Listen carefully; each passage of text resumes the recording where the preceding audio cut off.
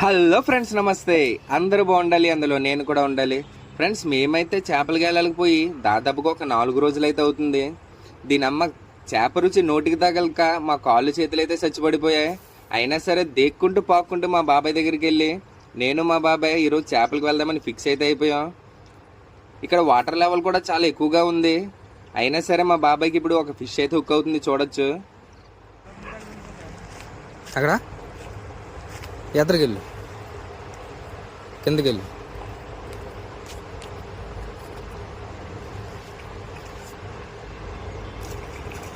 పైకి లేపే. నైస్.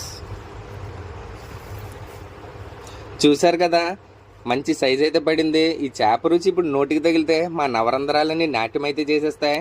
ఈ వీడియో కింద ఫ్రెండ్స్, మా వీడియో మీకు నచ్చింది అనుకుంటున్నాను. నచ్చితే ప్లీజ్ లైక్ చేసుకొని సబ్స్క్రైబ్ చేయండి.